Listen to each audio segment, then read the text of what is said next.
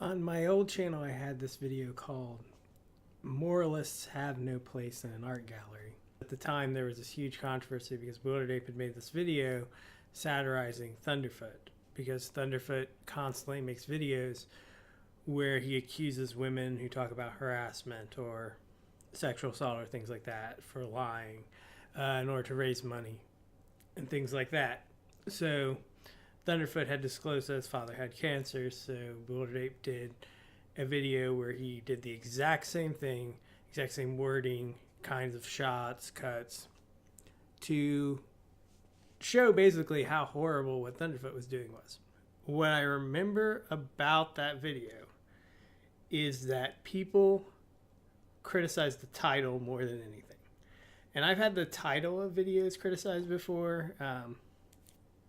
Usually when people think the title implies something that's not actually in the video, or they think it's clickbait, or they think it's especially insulting to the person I'm responding to. But people flipped out about this title because they took it literally. And then I would tell them it's a reference. It's a quote from Chinese writer Han Suyin, and it's also a reference to a film that references that quote called The Shape of Things by Neil LaBute, based on his own play, which I show a shot from that movie in the video, a still of the movie, and like you see the quote even in the background in the video, even though I didn't explicitly say in the video that I'm referencing that. And even after telling people that, they continue to criticize that title. Now, most YouTube videos are titled exactly what's in the video. So if you do a title that's in any way clever or evocative or anything like that, it just confuses people. The point I was trying to make with that video is that what Bewildered Ape, and usually when I would defend his videos, is trying to do something more artistic with YouTube. And that's why I held him to a different standard than I would hold other people on YouTube, which I believe is the basic argument I was making in that video, but I don't even remember what was in it. And people would push back against that defense big time when I would make it. They wanted every single video a person makes judged by the exact same standards, even though YouTube as a format could be used in a lot of different ways. But the reason I referenced that particular film is because that film has an idea attached to it that I thought was relevant. And I would hope people would watch that video, see that I titled it, even after I told them that I referenced it, and then look at what I was referencing and then have some insight, but they didn't. And the film The Shape of Things is about this guy, young college student. He's works as a security guard at a museum, and one day this woman comes in and she's trying to deface artwork that she thinks is sexist, and he stops her from doing it.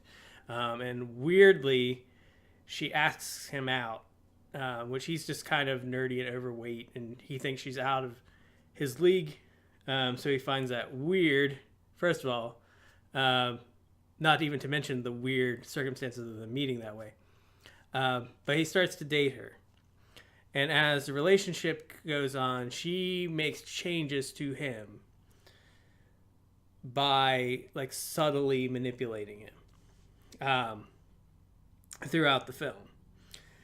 And as this goes on, like he loses weight, he starts dressing differently, he starts acting differently, and he starts to attract other women, which he takes advantage of at one point in the movie. But this happens over the course of the film, and then at the end of the film, he asks her to marry him right before she's giving her thesis presentation, because she's an art student, she's a grad student. And the reveal of the movie is that her thesis project is him. He's the project. He is a human statue that she created. A lot of people accuse Neil LaBute of misogyny, which I think they missed the point about his movies in general. This is one of them that definitely like gets a lot of accusations of misogyny. Like he's interested in the subject of misogyny, because a lot of men watch this movie and they're just outraged by this. But LaBute's sympathies seem to be to the artist, and both if you watch the movie and pay attention, and if you read interviews with him. And the idea is she made him a better person in the end, even though he got his heart broken. So that was the idea that I was putting forth, is that Bewildered Apes art might upset people, but to engage with it would make us better people.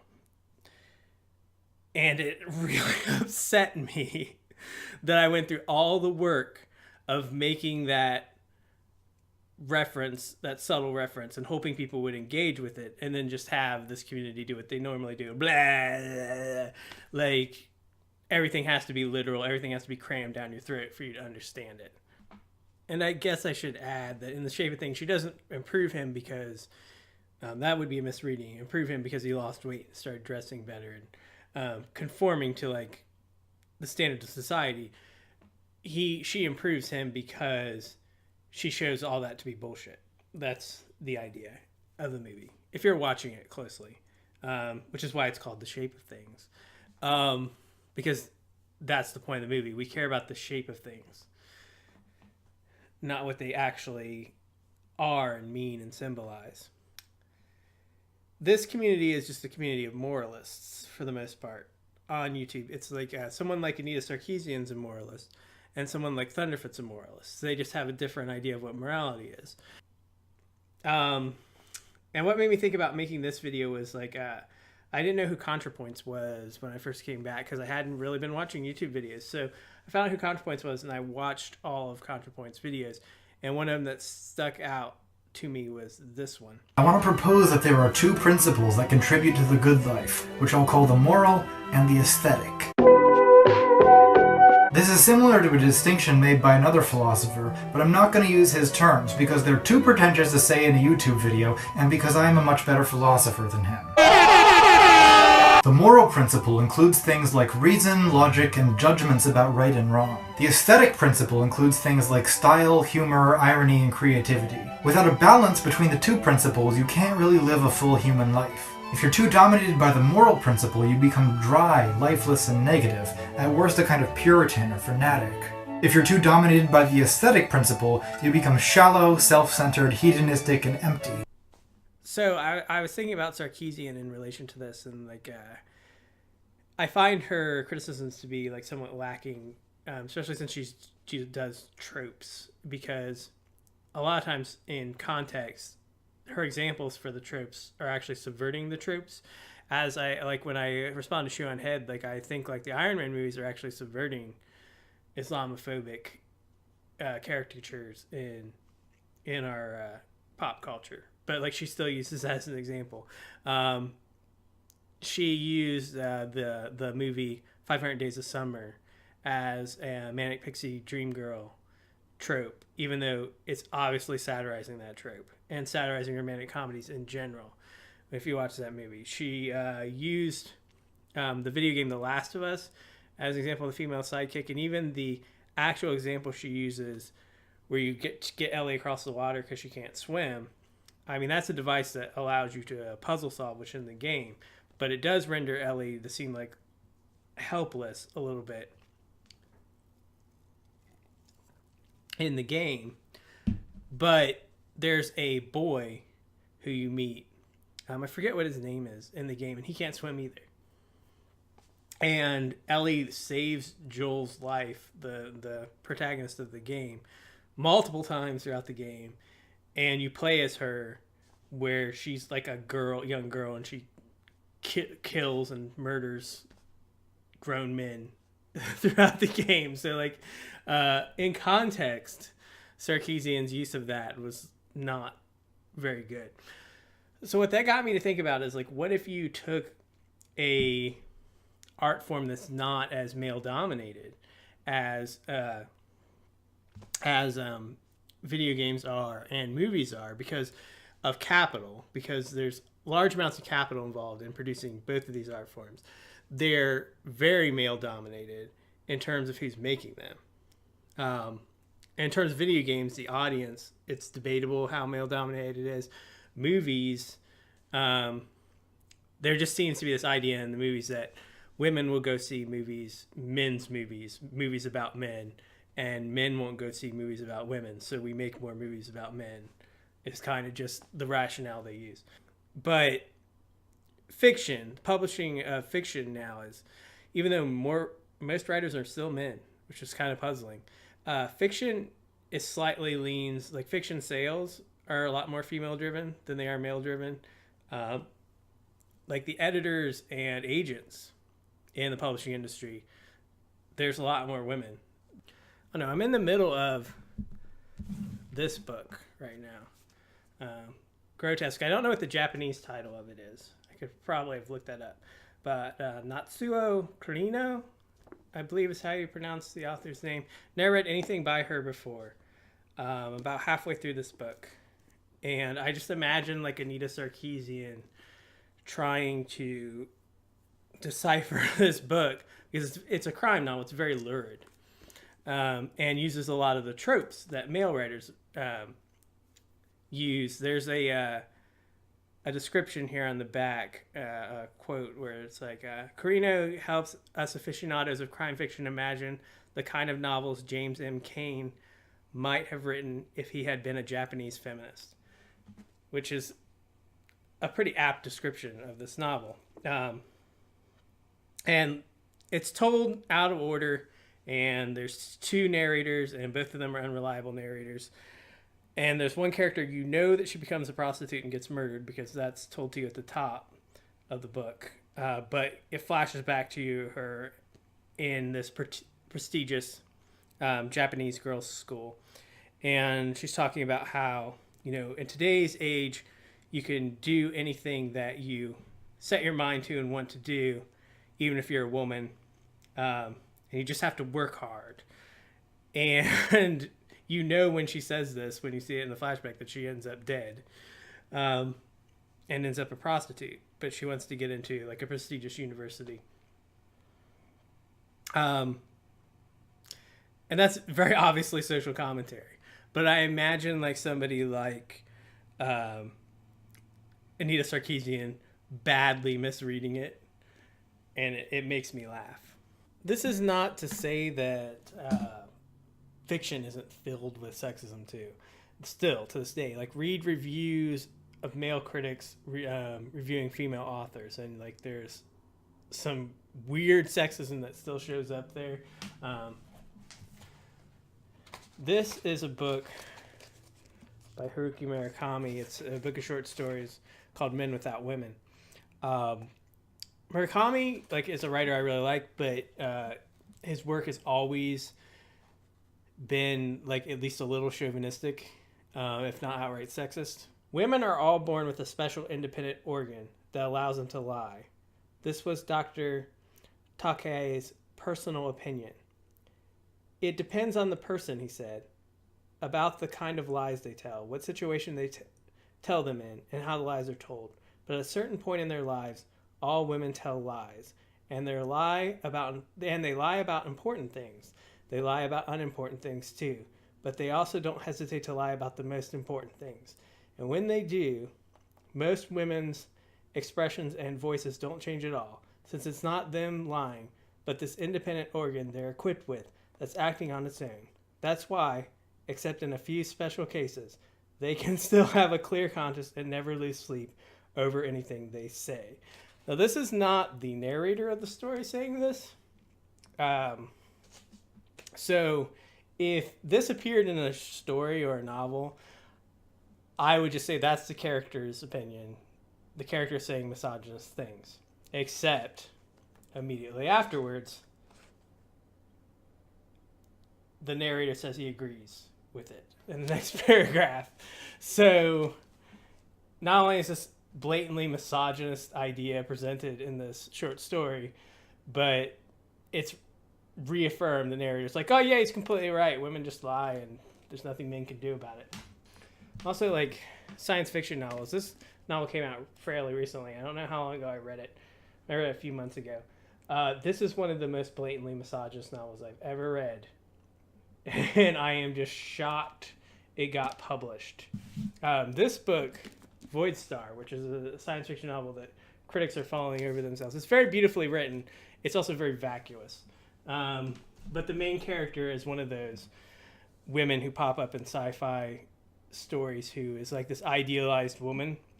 And she's super smart and super sexy and allows like the male readers to like project things onto her.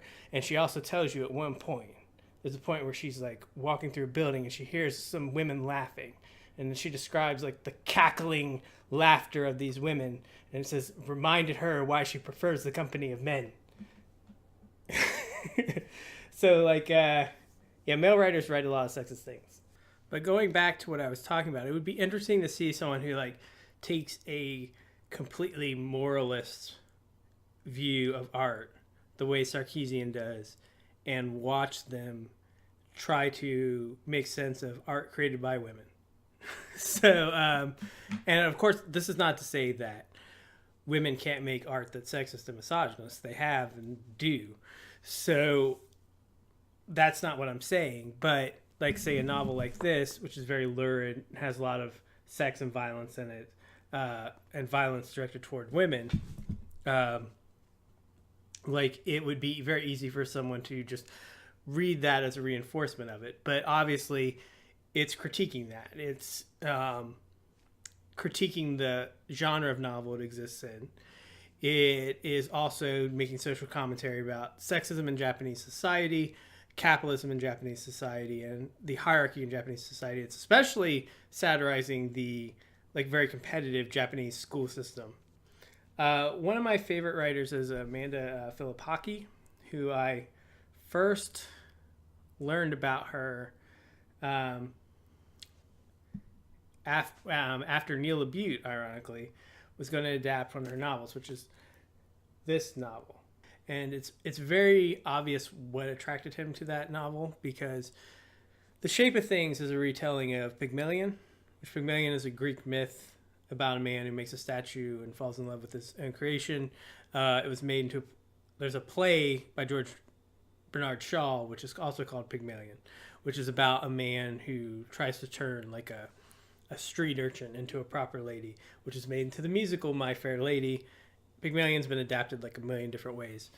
But The Shape of Things is a version of Pygmalion with the genders reversed, but she doesn't fall in love with her creation, but it's an inversion of it in a lot of ways. It's a woman makes a statue out of a human being rather than makes a statue and then falls in love with it. Vapor is a very interesting novel because it's about a relationship that would normally be an abusive relationship contextualized in a way that's something positive. And like, that's probably what attracted Neil LaBute to it. And I'm sure it would have been really controversial as a movie. As a book, you can pretty much write any kind of crazy shit and there's no controversy because nobody reads. What the book is about, it's about this woman who's a failed actress. And she saves this man's life one day when he's being attacked in the subway in New York City. She saves his life, and he wants to repay her in some way.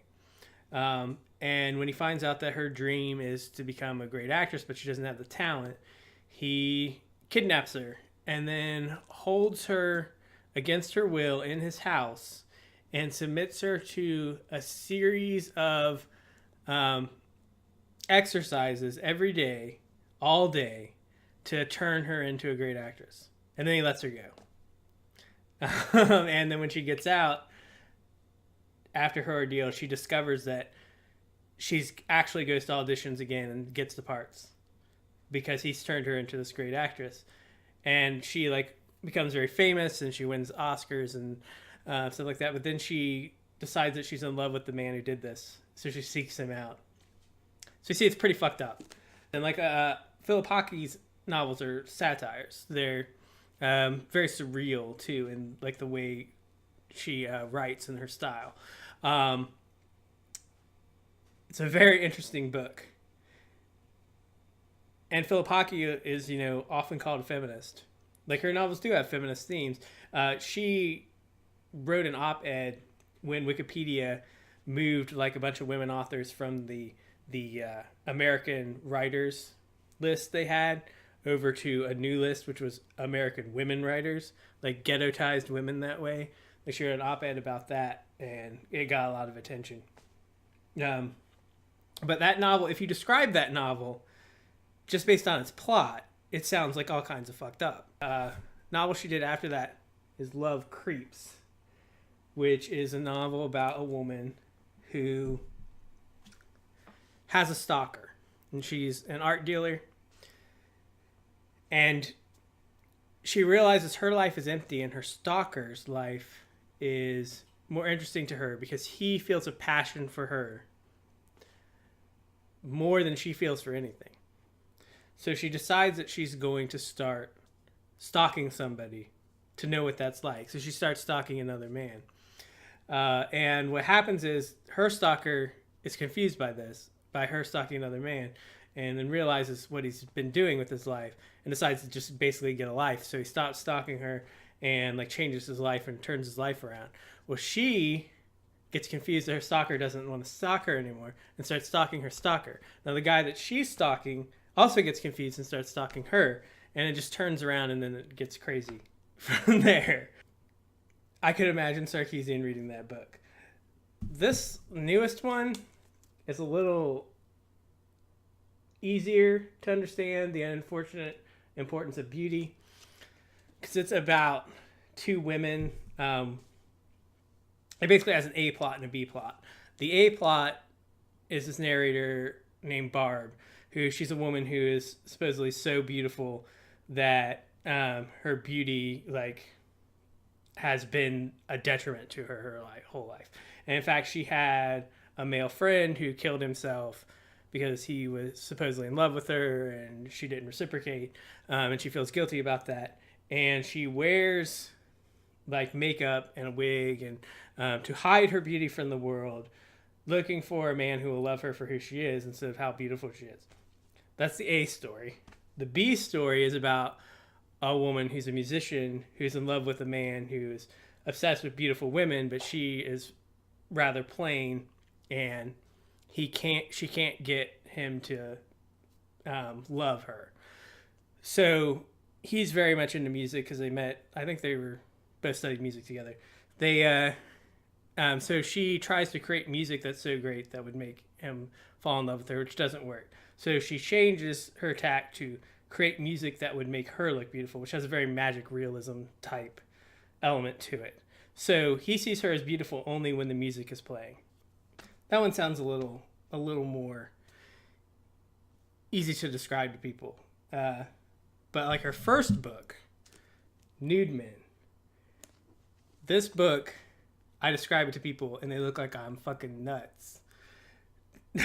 If I try to get them to read it and tell them it's a great surrealist satirical novel. Because, I mean, the main plot of the novel is that the narrator is a man in his late 20s, and he's in a diner one day, and this woman named Lady Henrietta, or what she calls herself, naming herself after the character of Lord Henry from The Picture of Dorian Gray. But she paints nude men. She paints what she calls optical illusion men. He says they're almost something, but not quite. But she paints men in the nude, and she asks him to pose for her in the nude. And he is attracted to her, so he says yes. But her 11-year-old daughter is infatuated with him and attempts to seduce him. Now, it's a surrealist novel.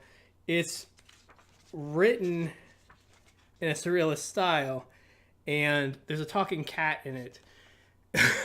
But the way the 11-year-old girl is written is not like an 11-year-old girl. She looks like a grown woman.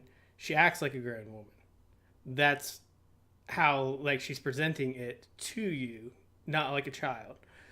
Um, if I was making a movie of this, I would cast like a woman in her late 20s to play the 11-year-old. That's what I would do. Not only because there's no way you could possibly make it to as a movie using a real 11-year-old, but because like that's kind of the point, is that the guy who is the narrator is actually less mature than this 11-year-old. So this part of the novel is probably the most memorable and part of the novel for people who have read it. But I'm going to read some of it. Tonight, like last night, Mom goes to bed and Sarah comes to my room and talks for 2.5 hours. She makes me sing songs in French from the Donkey Skin movie, and in between the songs, sometimes even in the middle of the songs, she suddenly says, I want you to like me and I want you to love me. We sing Donkey Skin some more, and then I go out on the balcony to get some air. When I come back in, she climbs up on my knees for the 100th time since I've known her. She kisses my cheek, lays her head on my shoulder, and whispers near my ear, You are a little boy in the body of a man. I am a woman in the body of a little girl. We are perfect for each other. She got that wrong. She's a little girl in the body of a woman. I swear to God, her body is the body of a woman. In fact, so is her inside. I mean her soul. Her soul is a woman, not a little girl. She is a woman in the body of a woman. She plops down on the bed and says, matter-of-factly, My mother took me to the doctor a few weeks ago to get a vaccination and a checkup.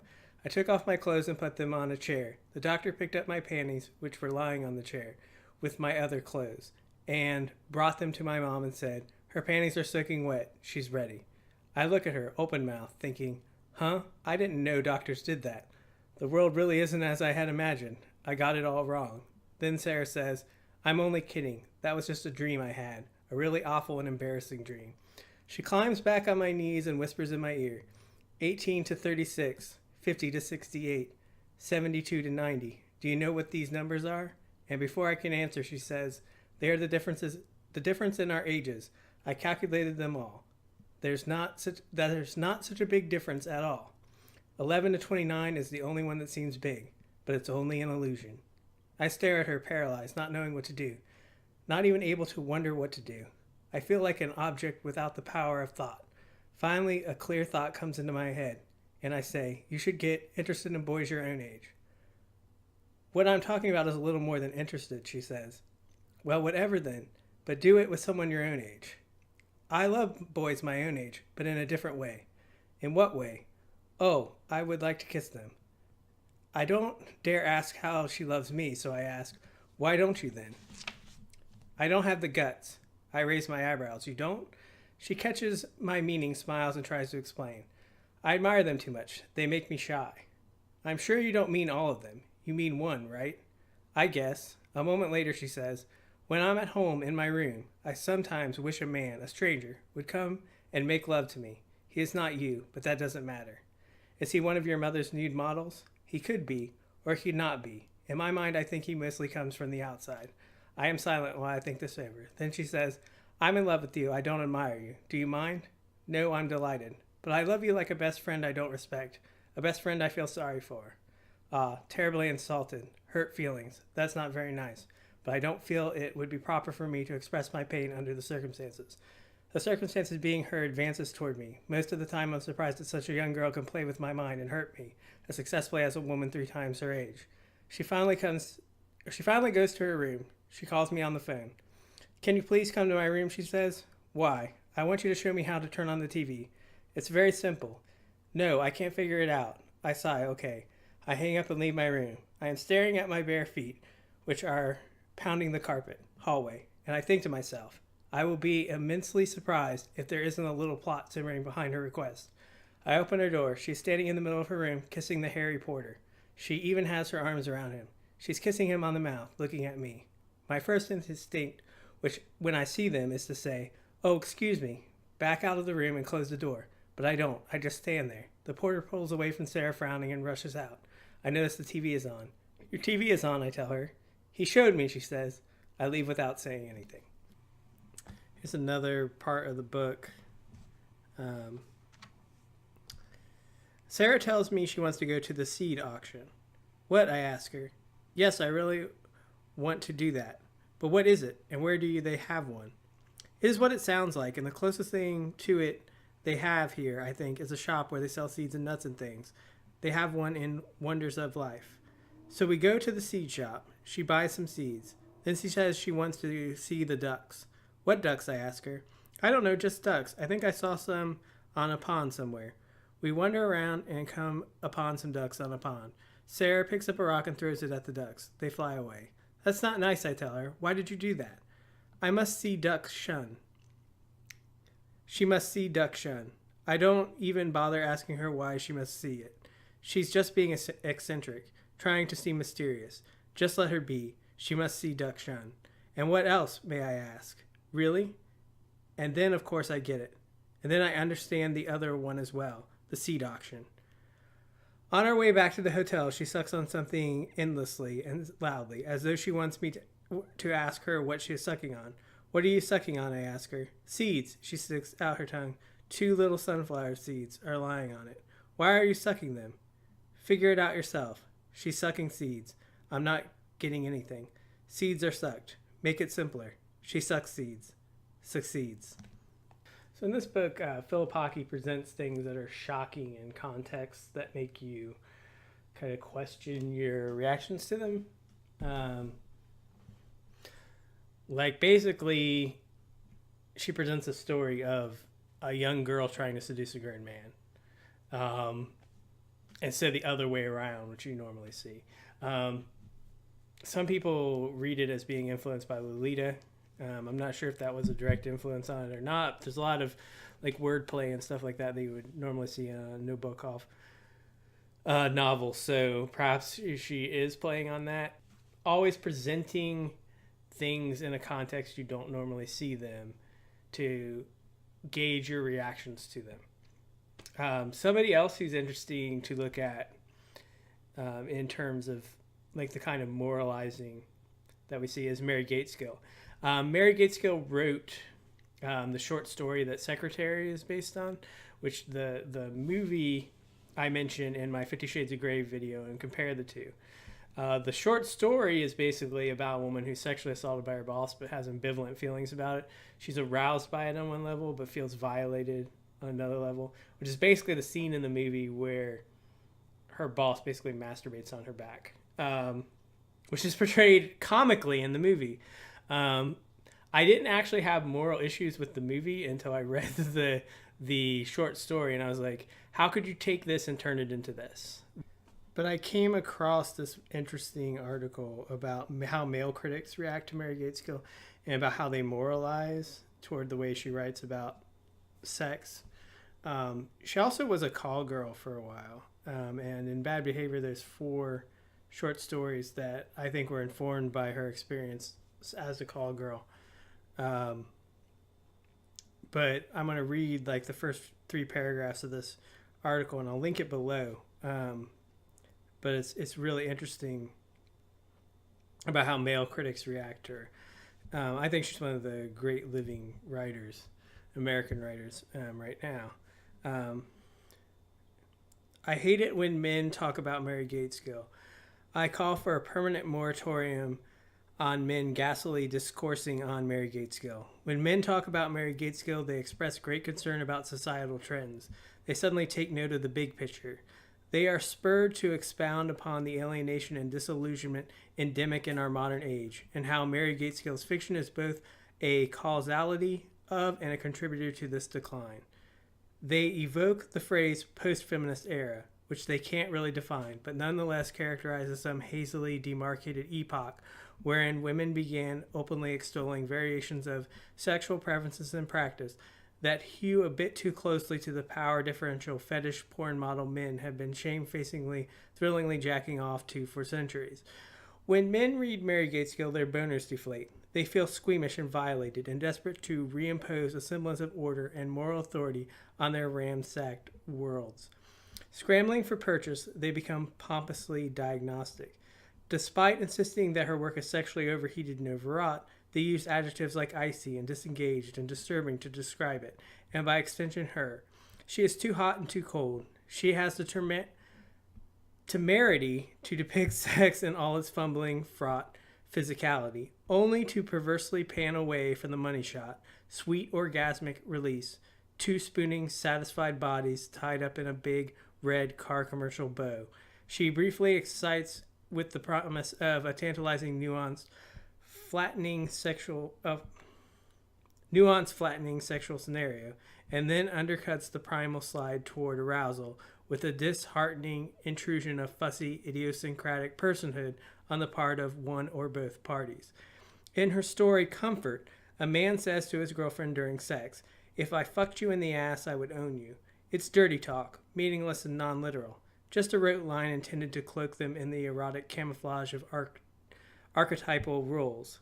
But she promptly turns over and says, "No, you wouldn't. What a ridiculous thing to say." And in A Romantic Weekend, a would-be submissive with a cerebral bent is constantly frustrated by her not-too-bright dominant. "I want to make you do things you don't want to do," he says, to which she replies, "But I won't do anything I don't want to do. You have to make me want it." So that's the first few paragraphs of that. I think Romantic Weekend is in Bad Behavior. Comfort is in this book because they wanted to. She's also great. She's written some novels too, but she's really great at writing short stories, which is a talent that's dying. One of the best writers of short stories. Like a lot of these short stories in here like deal with people also who aren't wealthy, which like the problem with literary fiction today, American literary fiction, is like it's all written by people who graduated from prestigious writing workshops, a lot of times went to Ivy League schools, and that is the experience it portrays. There's no like John Steinbeck in contemporary American literature. Probably the closest we have to someone like that is like Cormac McCarthy, who despite being a college dropout and writing about poor people doesn't write political fiction. But Mary Gateskill writes about people like living in poverty sometimes and living from paycheck to paycheck. So that's one of the many reasons I like her. Like one of the stories in here is about a teen runaway and her experiences. But there's a story in here called The Girl on the Plane. And it's another one that I think about like someone like Sarkeesian reading. The Girl on the Plane is a story about a man who, he's taking a plane trip and he sits down next to a young woman who reminds him of a girl from college, and they flash back and tell you the story, or Mary Gateskill flashes back and tells you the story about the girl from college. And the girl from college is a girl who liked him at the time,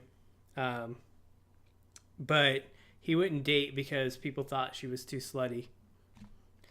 But she gets, really drunk at a party one time, and some guys, decide that they're going to all have sex with her while she's blackout drunk. And he takes part in it, even though he liked her. So it's a pretty disturbing story. And it ends with him blurting out this confession to this girl about basically how he raped this girl in college. But it really wasn't rape, he struggled to say what it was. He recalled Patty that night at the winner's circle, her neck arched and exposed, her feelings extended and flaring the air where she expected his feelings to be. "You don't understand," he finished lamely. She was silent. He thought he dimly felt her body relax, emitting some possibility of forgiveness, but he couldn't tell. He closed his eyes. He thought of Patty's splayed body, her half-conscious kiss. He thought of his wife, her compact, scrappy body, her tough-looking flat nose and chipped nail polish, her smile, her smell, her embrace, which was both soft and fierce. He imagined the hotel room he would sleep in tonight, its stifling grid of rectangles, oblongs, and windows that wouldn't open. He leaned back and closed his eyes. The pilot roused him with a command to fasten his seatbelt. He sat up and blinked. Nothing had changed. The woman at his side was sitting slightly hunched, with her hands resolutely clasped. God, I'll be glad when we're on the ground, he said. She sniffed in reply. They descended, ears popping. They landed with a flurry of baggage grabbing. He stood, bumped his head, and tried to get into the aisle to escape, but it was too crowded. He sat back down. Not being able to leave made him feel that he had to say something else. Look, don't be upset. What I said came out wrong. I don't want to talk. Neither do I, he thought, but he felt disoriented and depressed amid these shifting, lunging, grabbing people from all over the country who had been in his life for hours and were not about to disappear, taking their personal items and habits with them. Excuse me, she butted her way past him and into the aisle. He watched a round, vulnerable piece of her head move between the obstructions of shoulders and arms. She glanced backward, possibly to see if he was going to try and follow her. The sideways movement of her hazel iris prickled him. They burst from the plane and scattered, people picking up speed as they bore down on their destination. He caught up with her as they entered the terminal. I'm sorry, he said to the back of her head. She moved further away, into memory and beyond.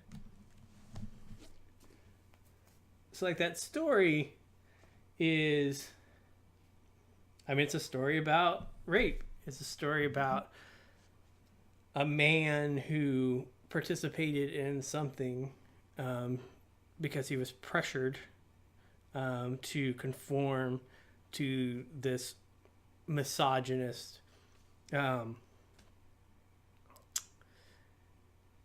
atmosphere that he was involved in. And the idea is that he feels guilty and he wants some kind of forgiveness. And like he blurts out this confession to this woman who reminds him of the woman he violated. But it's something that